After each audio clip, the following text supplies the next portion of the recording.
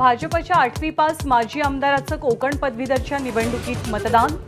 शाई लावलेलं बोट दाखवून फोटो प्रसिद्ध केले, पण आता म्हणतात मतदान केलंच नाही.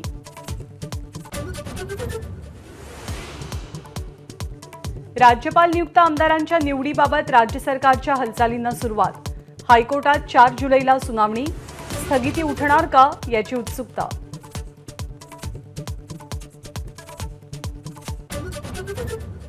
आजपासून विधिमंडळाचं पावसाळी अधिवेशन.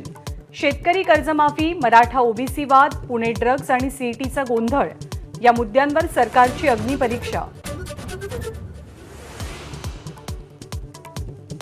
आजपासून सुरू होणाऱ्या अधिवेशनाला पूर्ण वेळ उपस्थित रहा. उद्धव ठाकरेंच्या आमदारांना सूचना. ड्रग्ज प्रकरण आणि होर्डिंग दुर्घटनेवरनं सत्ताधाऱ्यांना घेरण्याचे आदेश.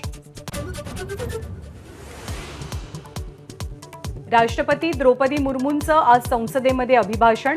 लोकसभा आणि राज्यसभेच्या संयुक्त बैठकीला संबोधन. सरकारच्या पुढच्या 5 वर्षांचा रोडमॅप सादर करणार.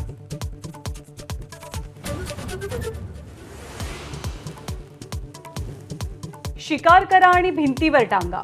राहुल गांधींचा राज्यातल्या काँग्रेस नेत्यांना हसत खेळत इशारा. तर गटबाजी खपवून घेणार नाही, काँग्रेस अध्यक्षांचा गंभीर इशारा. एनडीए सरकारवर वचक ठेवण्यासाठी इंडिया आघाडीकडून शॅडो कॅबिनेट स्थापन होण्याची शक्यता. राहुल गांधींची संकल्पना असल्याची माहिती.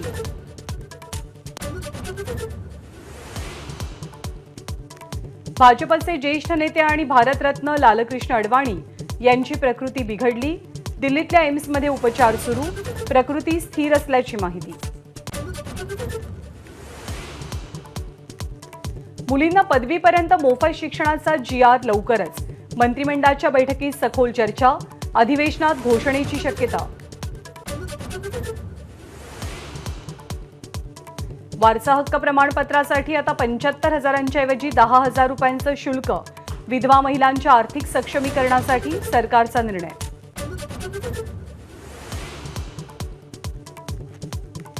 सर्वाधिक पेपरफुटी आणि ड्रग्जची प्रकरणं महाविकास आघाडीच्या काळात, आणि हे आम्हाला प्रश्न विचारतात.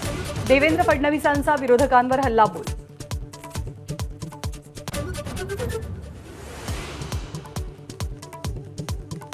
नीट पेपर लीक प्रकरणात युथ काँग्रेस आक्रमक. आज संसदेला घेराव घालणार.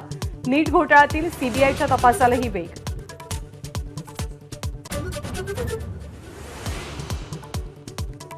पुण्यामध्ये झिका व्हायरसचा आणखी एक पॉझिटिव्ह रुग्ण. 47 वर्षीय महिलेला झिकाची लागण. पुण्यात कालही आढळले झिकाचे 2 रुग्ण.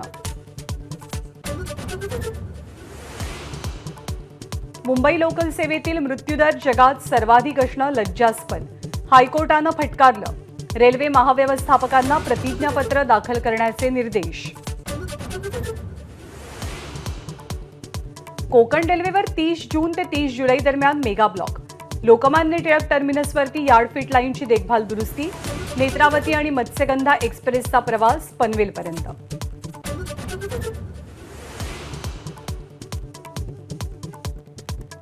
दक्षिण आफ्रिकेचा 2020 वर्ल्ड कपच्या अंतिम फेरीत दिमाखात प्रवेश. सेमीफायनलमध्ये अफगाणिस्तानवर 9 विकेट्सनं विजय.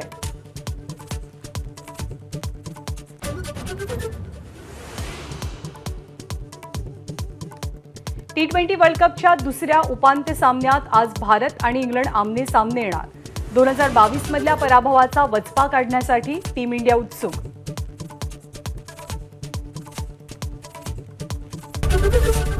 एबीपी माझा, उघडा डोळे बघा नीट.